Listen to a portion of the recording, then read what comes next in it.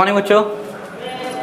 आज हम लोग क्लास 7 का ज्योग्राफी पढ़ेंगे, सेकंड चैप्टर जिसका नाम है लैंड, रॉक्स एंड मिनरल्स, यानी कि चट्टानें और खनिज पदार्थ। ठीक है, इसमें हम लोग पृथ्वी की संरचना के बारे में पढ़े थे। हमने पढ़ा था कि पृथ्वी के 3 भाग होते हैं। ठीक है, crust, mental and core. Crust जो होता है ऊपरी लेयर, कठोर लेयर होता है।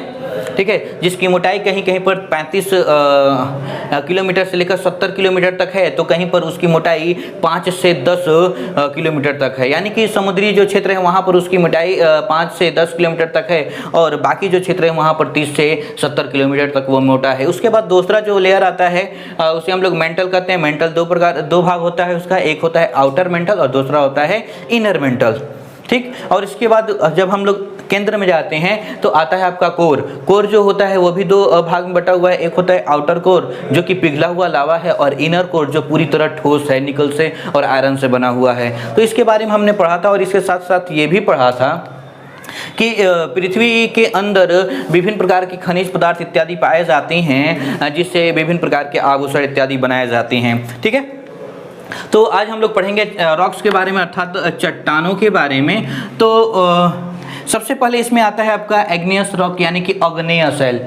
ठीक है, आग्नेय शैल जो है इसका निर्माण ज्वालामुखी के फटने के कारण होता है। ज्वालामुखी के अंदर का जो मैग्मा होता है, और जब कहीं से भी ज़मीन कमज़ोर हो जाती है और वो फटती है, और उसके अंदर से मैग्मा, अर्थात जिसे हम लोग लावा कहते हैं, जब वो ज्वालामुखी के अंदर होता है तो हम मैग्मा कहते हैं, और जब बाहर निकल जाता है, वायुमंडल में आता है, तो उसे हम लोग लावा कहते हैं। तो जो लावा होता है जब बाहर निकलता है और चारों तरफ फैल जाता है और धीरे धीरे सॉलिडिफाई हो जाता है, अर्थात कठोर हो जाता है, तो हम उसे एग्नियस रॉक कहते हैं। हमारे देश का जो दक्षिणी हिस्सा है वो अधिकतर इन्हीं एग्नियस शैल से, अर्थात आग्नेय चट्टानों से बना हुआ है। आग्नेय चट्टानें जो होती हैं इसमें अत्यधिक मात्रा में खनिज पदार्थ पाए जाते हैं, और विशेषतः यह काली मिट्टी होती है जिसमें कपास की खेती सबसे अच्छी होती है।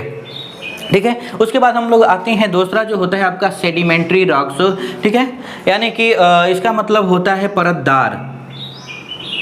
ठीक है, चट्टानें, अर्थात हम जानते हैं कि हवा लगातार बहती रहती है, और जब हवा बहती है तो वो अपने साथ छोटे छोटे जो अवसाद होते हैं, मिट्टी के, धूल के कण, प्लास्टिक इत्यादि अपने साथ लेकर उड़ती चली जाती है। और जब वो अवसाद भारी हो जाती हैं तो वो उनको अपने साथ उड़ाने के साथ साथ परतनुमा, अर्थात वो लेयरिंग करती चली जाती है। इसको आसानी से अगर हम लोग समझना चाहें तो हम सबके घर मिरर होता है, अर्थात शीशा, जिसमें हम लोग अपना चेहरा देखते हैं। ठीक है, तो अगर आप 24 घंटे उसको छोड़ दें और अगले दिन जाकर उस शीशे पर उंगली करेंगे ऐसे, तो आपकी उंगली पर बहुत सारे मिट्टी के कण दिखाई देंगे, और आपको साफ नज़र आएगा शीशे पर कि एक मिट्टी की लेयर बनी हुई है। ठीक इसी तरीके से हवा जो होती है वो अपने साथ अवसादों को लेकर जाती है, और परत बाई परत वो उसको छोड़ती चली जाती है, और यह एक लंबी प्रक्रिया होती है। और इसका जब दबाव नीचे की तरफ पड़ता है तो ये सॉलिडिफाई हो जाता है, अर्थात कठोर हो जाता है, जिसके कारण सेडिमेंट्री रॉक्स का निर्माण होता है। ठीक है, अब हम लोग तीसरा चलते हैं, मेटामॉर्फिक। इसे हम लोग कहते हैं रूपांतरित शैल। ठीक है, और रूपांतरित शैल जो होता है वो एग्नियस और सेडिमेंट्री दोनों से मिलकर बनता है। ठीक है, और इसमें दोनों के गुण पाए जाते हैं, इसीलिए हम लोग कहते हैं इसको रूपांतरित, अर्थात मेटामॉर्फिक।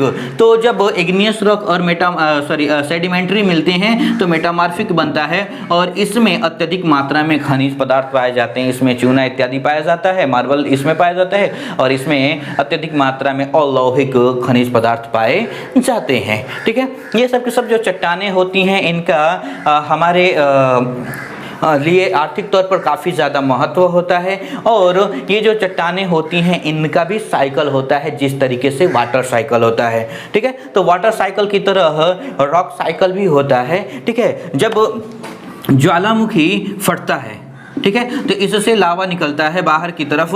जब वो सॉलिड हो जाता है तो इग्नियस रॉक बनता है।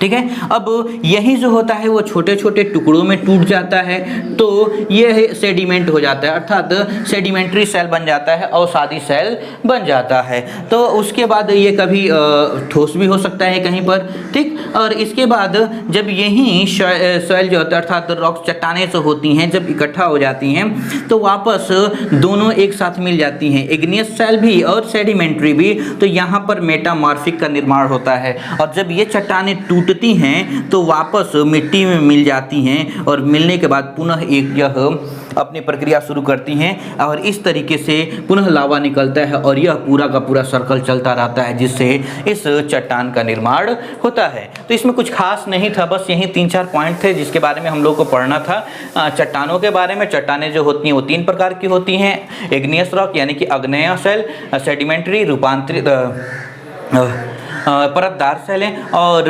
मेटामॉर्फिक रूपांतरित सेल। तो ये 3 प्रकार की सेलें होती हैं जिनका हमारे लाइफ में काफ़ी ज़्यादा महत्व होता है।